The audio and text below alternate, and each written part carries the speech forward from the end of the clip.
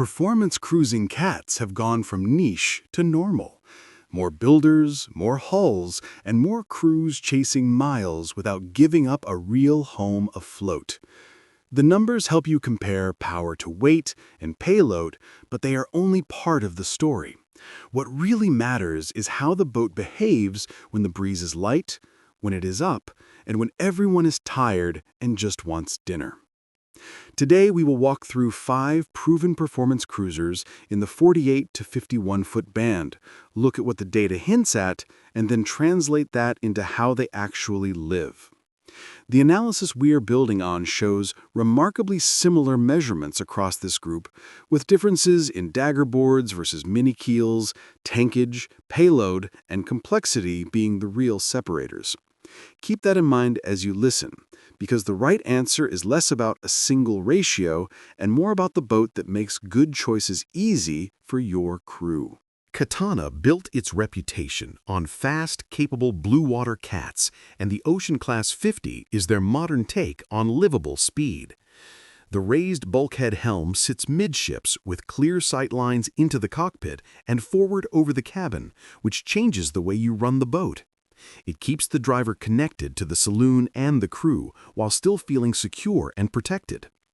Inside, the open-plan nacelle uses wide sliders so you can turn the main living space into a breezy pavilion in the trades or close it up tight when the squalls roll through.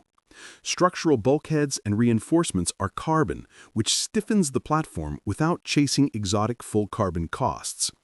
On the spreadsheet, the OC50 often shows as the heaviest of this set, yet it carries the biggest working sail plan and one of the largest payloads. That is exactly why circumnavigating crews pay attention. A generous sail area to keep you moving in the 8s and 9s when it is light, and real carrying capacity for water, spares, toys, and provisioning. The tankage numbers are cruising-friendly, with water capacity roughly double some rivals, which pushes you toward independence rather than constant marina stops. The takeaway is simple. If you want a performance cruiser that prioritizes everyday livability, big payload, and honest speed without going full exotic, the Catana 50 OC makes that equation feel easy. Now to the athlete of the HH50 family. The performance version is a full carbon structure with daggerboards and a rig sized for sailors who enjoy changing gears. HH calls it a no-compromise boat, and that description fits the brief. Curved carbon boards deepen the groove upwind, the rudders are high aspect for bite and control, and the deck layout rewards active crews who like to trim. You feel the difference in those ghosting mornings when the apparent wind is barely there, and again when it pipes up and you want to carry power without drama. The brand builds an ocean cruising variant with mini keels for owners who value simplicity, but the performance model is about height, pace, and feedback.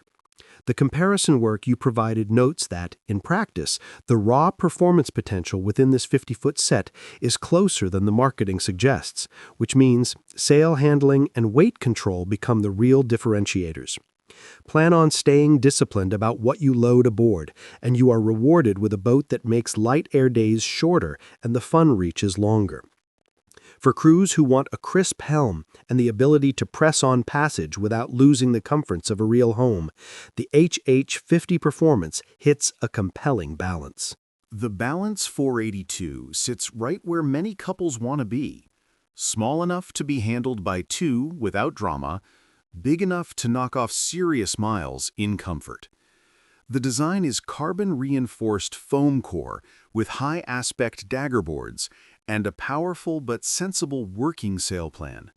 The published figures place it right in the mix with the other boats on power to weight, with base displacement a touch under 30,000 pounds and a sail area around 1,400 square feet. In flat water and low teens of wind, crews report easy 8s reaching and a high, sticky angle upwind when the boards are down. Tankage is set up for passagemaking, with water and fuel capacities that align with real cruising rhythms rather than short hops, and the interior is laid out for life underway rather than dockside theater.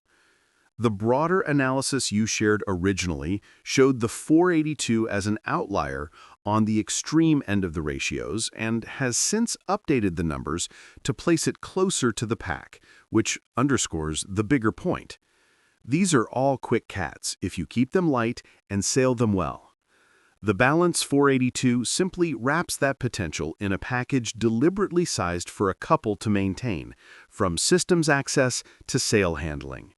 If your plan is long legs with 2 people and occasional guests, this model keeps the workload humane and the miles honest.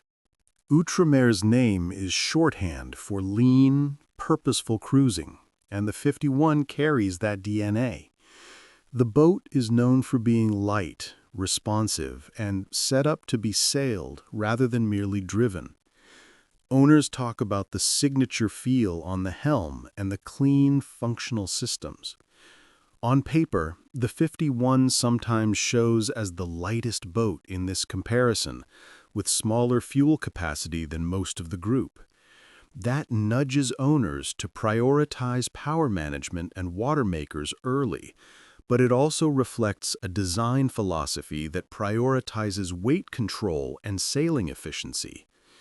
You are trading tank size for acceleration and for that lively Outremer groove in 10 to 15 knots. The article you shared even flags a likely anomaly in the factory lightship number, which is a useful reminder that published specs vary and that performance predictions are not the same as observed behavior. In the real world, the 51 rewards crews who reef on time, trim actively, and keep gear lists sensible. Do that and you get quick passages, a cockpit that stays dry when the spray is up, and a lean interior that still feels like home. For sailors drawn to the romance of covering ground under sail rather than under engine, the Outremer 51 remains a compelling path. For the last slot, we wanted a reference point at the sharper end of performance cruising, and the ORC 50 delivers that.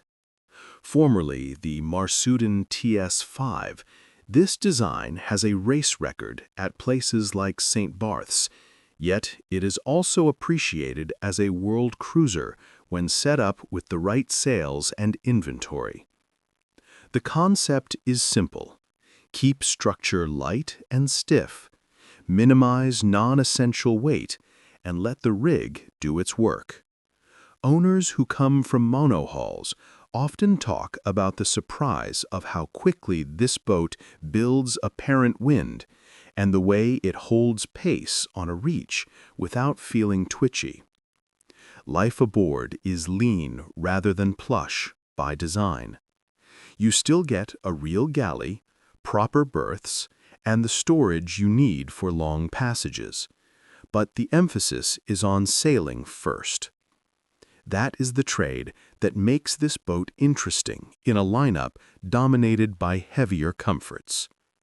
If your priority is a responsive, rewarding helm and you are comfortable managing load and inventory, the ORC 50 gives you performance that many cruising cats only hint at, while remaining a credible liveaboard platform once you choose your options carefully.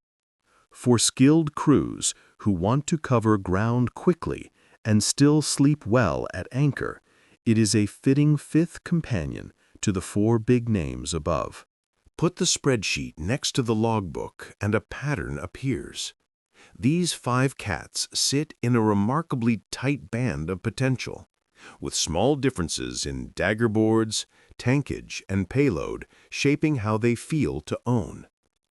The comparison you shared notes that most of them cluster in the same sail area to displacement category, and that the biggest real-world differences come from setup, crew, and what you load aboard. So choose the platform that matches your sailing style. If you want quiet confidence and payload, look hard at Catana. If you crave height and pace with a crisp helm, the HH50 Performance and the ORC 50 speak your language. If you want a couple-sized passage maker that still covers ground, the Balance 482 is on target. If you want a lean boat that rewards good sailing habits, the Outremer 51 stays true to its mission. Then go sail the miles, because ratios are a guide, not a verdict, and the boat you know is the boat that will carry you far.